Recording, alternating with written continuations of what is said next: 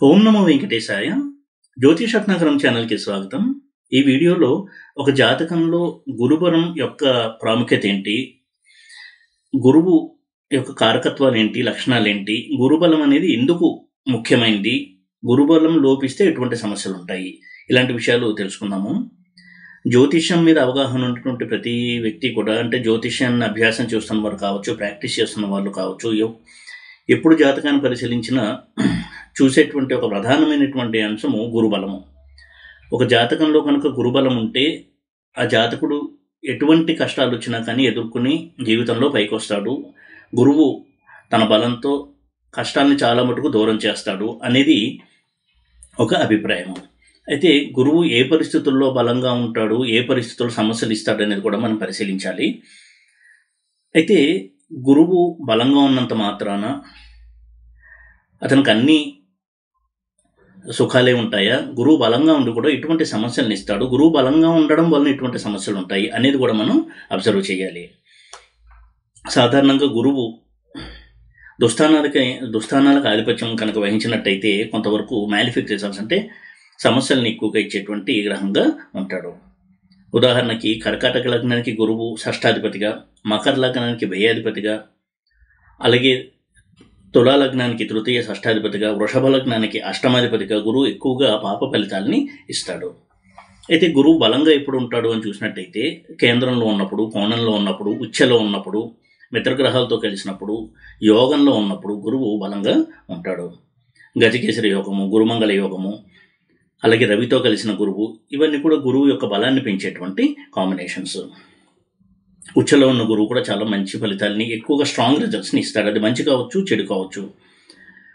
అదేవిధంగా నీచలో ఉన్నట్టయితే గురువు ఇచ్చేటువంటి ఫలితాల్లో ఆ బలం అనేది తగ్గుతుంది. అదేవిధంగా మిత్రక్షేత్రంలో గురువు, మిత్రగ్రహాలతో గురువు, శుభగ్రహాలతో గురువు చాలా మటుకు మంచి ఫలితాలని ఎక్కువగా ఇస్తాడు అనేది ఒక ప్రాథమికమైనటువంటి సూత్రము. అయితే గురుబలం ఉన్నంత మాత్రాన అన్నీ మంచి లక్షణాలు ఉంటాయా అనేది కూడా మనం ఆలోచించాల్సి ఉంటుంది.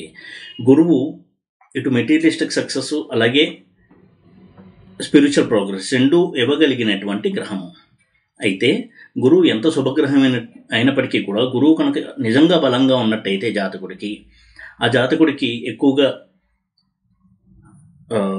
మతపరమైనటువంటి విశ్వాసాలు ఎక్కువగా ఉండడము, వేదాలు శాస్త్రాలు ఇటువంటి వాటిని అభ్యసించడము, ఇటువంటి జీవితం అనేది ఉంటుంది.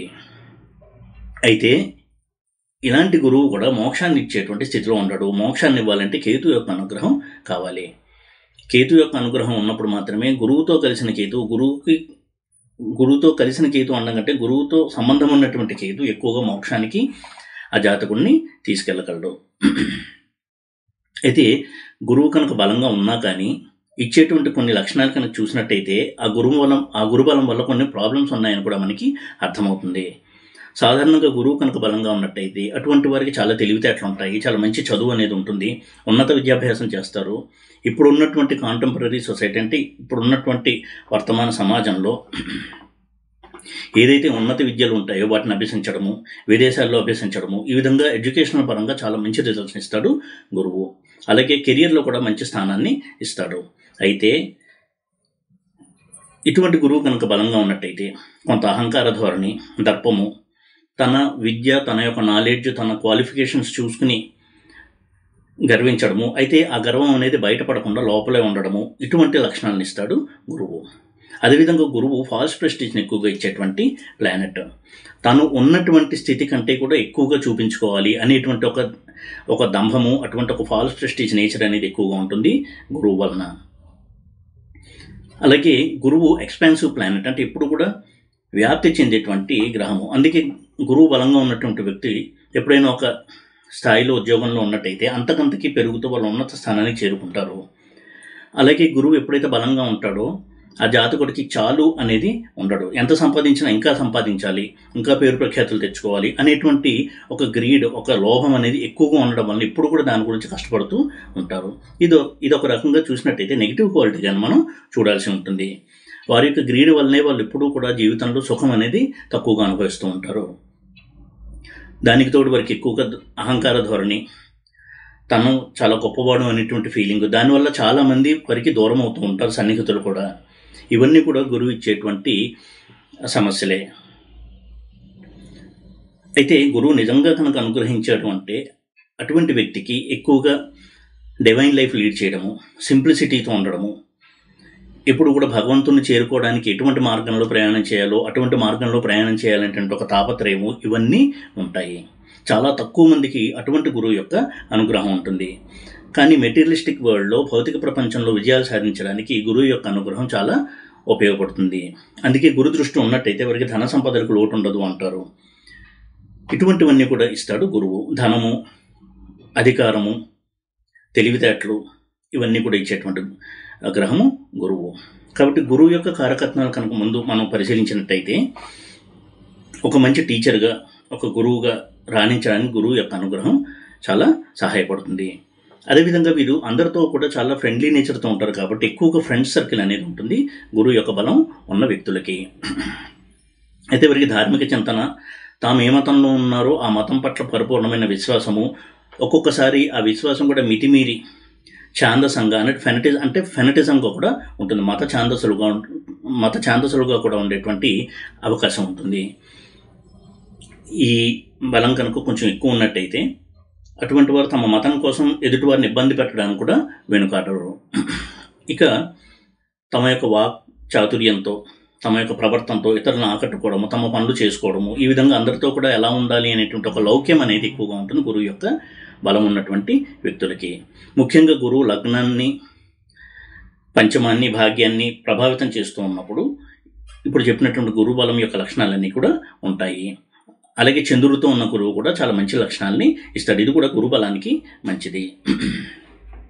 అదేవిధంగా ఎదుటివారి మనసులో ఏముంది అని గ్రహించి దానికి అనుగుణంగా తాను మాట్లాడుతూ తాను ఏ విషయాన్ని బయటపెట్టాలి, ఏ విషయాన్ని బయటపెట్టకూడదు అనేటువంటి ఒక విజ్ఞతతో ఉంటూ తాను ఎప్పుడు కూడా సేఫ్గా ఉంటూ ఉండేటువంటి వ్యక్తులు గురుబలం ఉన్నటువంటి వారు.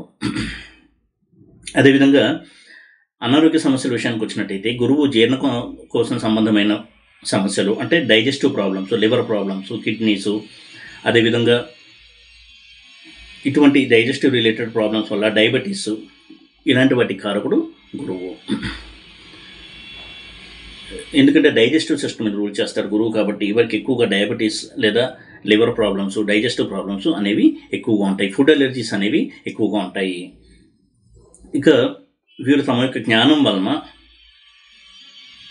అందరి చేత ప్రశంసించబడము, సన్మానాలు చేయించుకోవడము, ఇలాంటివి కూడా ఎక్కువగా ఉంటాయి. ఉదాహరణకి ప్రవచనకర్తలుగా రాణించడానికి గురుబలం చాలా బాగా సహాయపడుతుంది. మంచి బిరుదులు, సన్మానాలు ఇవన్నీ కూడా అందుకుంటూ ఉంటారు. గురువు ఎప్పుడైతే మెటీరియలిస్టిక్ సక్సెస్ ఇస్తాడో, భౌతికమైనటువంటి సుఖాలు ఇస్తాడో, మంచి నివాసము, స్వగృహము, అది కూడా మంచి బిల్డింగు, ల్యాండెడ్ ప్రాపర్టీసు, హౌసెస్, ఇవన్నీ కూడా ఇస్తాడు జాతకుడికి. అదేవిధంగా ఇందాక చెప్పినట్టుగా గురువు కనుక కొంత నెగిటివ్గా ఉన్నట్టయితే, సాధారణంగా గురువు ఫుల్ పాజిటివ్గా ఎప్పుడూ ఉండడు, ఇందాక చెప్పిన ఎక్సెప్షనల్ కేసెస్లో తప్ప. అంటే ఒక మా పీఠాధిపతులు, అందులో కూడా చాలా తీవ్రమైనటువంటి భక్తి జ్ఞాన వైరాగ్యాలతో జీవన్ముక్తులుగా ఉన్నటువంటి వారి, ఆ స్థితిలో ఉన్నటువంటి వారికి గురుబలం అనేది పరిపూర్ణంగా ఉంటుంది అని మనం అర్థం చేసుకోవాలి. అలా కాకుండా గురువు బలంగా ఉన్నాడంటే కొంత నెగిటివ్ రిజల్ట్స్ కూడా ఇస్తాడు. అదేమిటి అంటే ఫాల్స్ ప్రెస్టేజు, దంభాహంకారాలు, ఇలాంటివన్నీ కూడా ఇస్తాడు గురువు. అయితే వీళ్ళు రిలీజియస్ పర్సన్స్గా ఉంటారు కాబట్టి ప్రజల్లో మంచి పేరు అనేది సంపాదించుకుంటారు. హోమాలు, యజ్ఞయాగాదులు, ఇటువంటి వాటి మీద ఇంట్రెస్ట్ ఉండడము, వాటికి చందాలు ఇవ్వడము, విరాళాలు ఇవ్వడము, వారు కూడా చేయడము, ఇలాంటివన్నీ కూడా ఉంటాయి గురుబలం ఉన్నటువంటి వ్యక్తులకి. అలాగే న్యాయశాస్త్రాన్ని రూల్ చేస్తారు గురువు కాబట్టి లాయర్స్గా, జడ్జిలుగా రాణించడానికి ఈ గురుబలం అనేది సహాయపడుతుంది.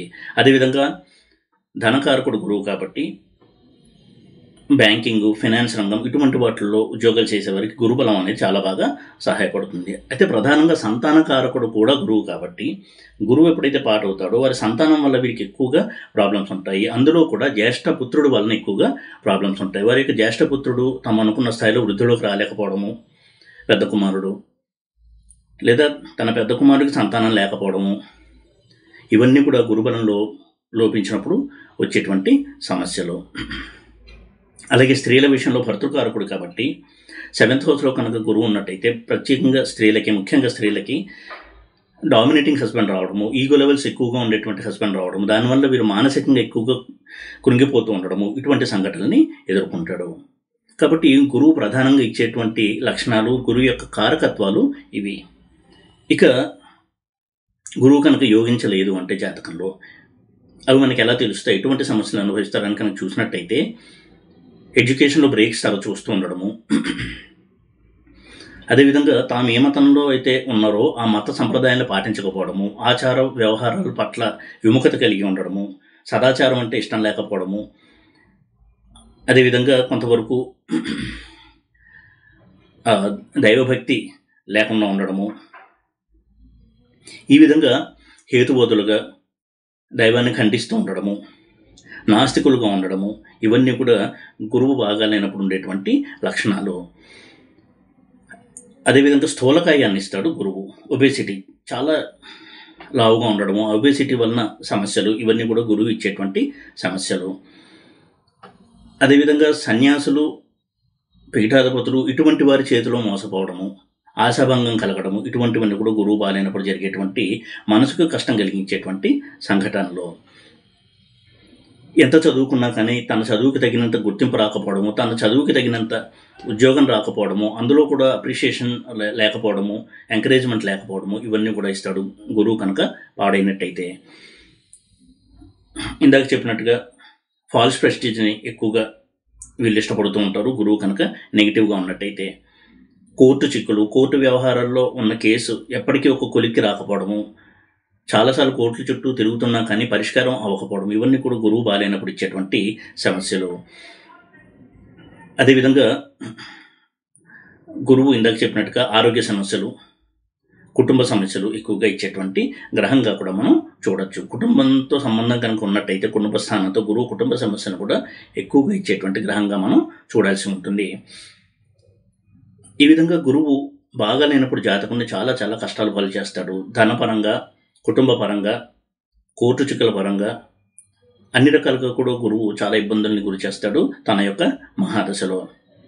అయితే గురువు బాగలేడు అని మనం ఎలా తెలుసుకోవచ్చు అంటే కొన్ని ప్రాథమికమైన సూత్రాలు, బేసిక్ ఫండమెంటల్ రూల్స్ కనుక చూసినట్టయితే గురువు దుస్థానాల్లో ఉండడము, అలాగే గురువు నీచలో ఉండడము, దుస్థానాధిపతులతో కలిసి ఉండడము, గురువు బాధకుడుగా ఉండడము, ఇటువంటి స్థితిలో గురువు ఎక్కువగా సమస్యలను ఇస్తాడు. ఉదాహరణకి మిథున లగ్నానికి గురువు సప్తమాధిపతిగా బాధక గ్రహంగా ఉంటాడు. కాబట్టి గురు మహాదశలో సాధారణంగా ఎంత ఎడ్యుకేషన్లో ఉన్నా కానీ అందులో కొంత విఘ్నాలు కలుగుతూ ఉండడము, ఈ విధమైనటువంటి సమస్యలు కూడా ఇస్తాడు. కాబట్టి గురువు బలంగా ఉండడం అనేది ఎంత ముఖ్యమో గురువు పాజిటివ్గా బలంగా ఉండడం అనేది కూడా అంతే ముఖ్యము. సాధారణంగా గురువు పాజిటివ్ నెగిటివ్ రెండు మిక్స్ అయ్యే ఉంటాడు. కాబట్టి ఎక్కువ పాజిటివ్గా కనుక గురువు బలంగా ఉన్నట్టయితే చాలా మటుకు ఆ జాతకుడి జీవితం సాఫీగా సాగుతుంది గురువు యొక్క మహాదశలో. ఇక గురువు ఎక్కువ నెగిటివ్గా ఉన్నాడు అనుకున్నప్పుడు పాటించవలసిన రెమెడీస్ ఏంటి అని కనుక చూసినట్టయితే గురువు దైవభక్తిని ఇష్టపడేటువంటి గ్రహము. కాబట్టి తరచూ దేవాలయ సందర్శన చేస్తూ ఉండడము, డివైన్ లైఫ్ని లీడ్ చేస్తూ ఉండడము, నాన్ వెజిటేరియన్ ఫుడ్ తినకుండా ఉండడము, అలాగే డ్రింకింగ్ చేయకుండా ఉండడము, డ్రింకింగ్, స్మోకింగ్ వీటికి దూరంగా ఉండడము, ఇవన్నీ కూడా ప్రాథమికమైనటువంటి కొన్ని రెమెడీస్గా మనం చెప్పుకోవచ్చు. ముఖ్యంగా గురు మహాదశలో ఇవి పాటించాల్సి ఉంటుంది. అదేవిధంగా గురుస్వరూప ఆరాధన, సాయిబాబా వారు కావచ్చు, దత్తాత్రేయుడు, రాఘవేంద్ర స్వామి, దక్షిణామూర్తి, ఇటువంటి గురుస్వరూప ఆరాధన చేయడం కూడా గురువుకు ఒక రెమెడీగా పనిచేస్తుంది. అదేవిధంగా గురువారం రోజున నానబెట్టిన శనగల్ని తాలింపు వేసి, అంటే పోపు వేసి సాల్ట్ కలిపి గుడిలో వితరణ చేయడము, వచ్చిన భక్తులకి, బయట భిక్షగాలకి, వీళ్ళకి ఇవ్వడం, ఇది కూడా ఒక రెమెడీగా చెప్పారు. శనగలు దానం చేయడం అనేది గురువుకి ప్రీతికరమైనటువంటి ఒక రెమెడీ. దానివల్ల గురువు యొక్క పాజిటివిటీ పెరుగుతుంది, నెగిటివిటీ తగ్గుతుంది. అదేవిధంగా బంగారంతో చేసిన వస్తువులు దానం ఇస్తూ ఉండడం అనేది కూడా గురువుకి చాలా మంచి రెమెడీగా చెప్పబడింది.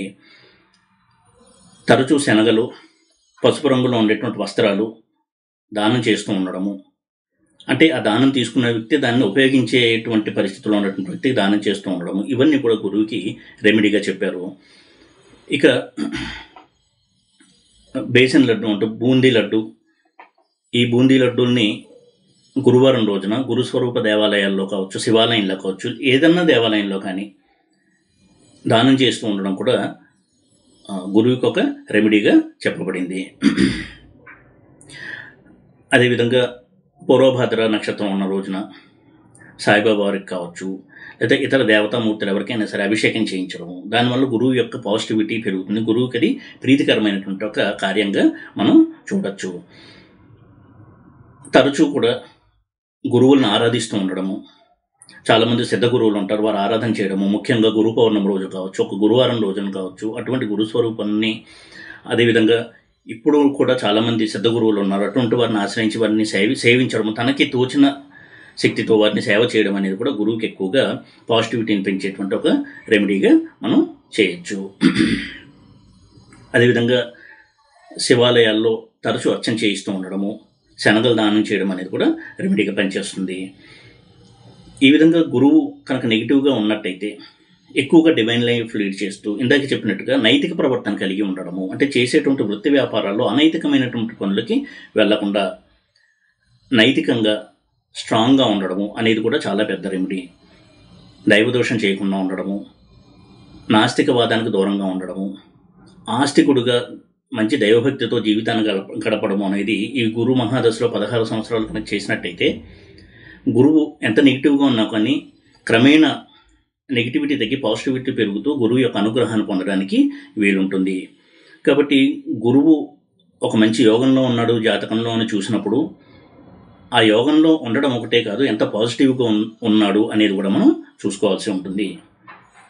ఇందాక చెప్పినటువంటి కొన్ని ప్రాథమిక సూత్రాలు పరంగా కూడా గురువు నెగిటివ్గా ఉన్నట్టయితే గురు మహాదశ వస్తుంది అంటే కొంత రెమెడీస్ పాటిస్తూ నైతిక ప్రవర్తన కలిగి దైవభక్తి కలిగి సదాచారంతో డివైన్ లైఫ్ని కనుక లీడ్ చేస్తున్నట్టయితే చాలా మటుకు గురువు యొక్క నెగిటివిటీ తగ్గుతుంది. ఎందుకంటే దేవతార్చన ఇటువంటివన్నీ కూడా, దేవాలయ సందర్శనం, ఇవన్నీ కూడా గురువుకి ప్రీతిపాత్రమైనటువంటి పనులు. కాబట్టి అటువంటి కార్యాలు చేసేటప్పుడు గురువు తన యొక్క అనుగ్రహాన్ని తప్పకుండా జాతకుడి మీద వర్షిస్తాడు. కాబట్టి గురు మహాదశ వచ్చినప్పుడు గురువు ఎంత పాజిటివ్గా ఉన్నాడో ఎంత నెగిటివ్గా ఉన్నాడో చూసుకుని గురువుకి తగినటువంటి రెమెడీస్ కనుక చేసుకుంటూ ఉన్నట్టయితే చాలా మటుకు నెగిటివిటీ తగ్గి హ్యాపీగా ఆ 16 సంవత్సరాలు గడపడానికి వీలుంటుంది. అయితే ఫైనల్గా చెప్పదలుచుకున్నది ఏంటంటే గురువు బలంగా ఉన్నాడు అన్నంత మాత్రాన కేవలం పాజిటివ్ రిజల్ట్సే ఇస్తాడు అని అనుకోవడం పొరపాటు. నెగిటివ్ రిజల్ట్స్ కూడా ఇస్తాడు. కాబట్టి ఎంతవరకు నెగిటివిటీ అనేది ఉంది అని కొంతవరకు అంచనా వేసుకుని దానికి తగ్గట్టుగా వారి యొక్క నైతిక ప్రవర్తనను మలుచుకుని రెమెడీస్ని పాటించినట్టయితే తప్పకుండా గురు మహాదశలో వారికి సుఖమయమైనటువంటి జీవితం గడపడానికి ఆ గురువు అనుగ్రహం వలన ఎంతైనా అవకాశం ఉంటుంది. ఈ వీడియో కనుక మీకు నచ్చినట్టయితే లైక్ చేసి షేర్ చేసి సబ్స్క్రైబ్ చేయండి. ఓం నమో వెంకటేశాయ.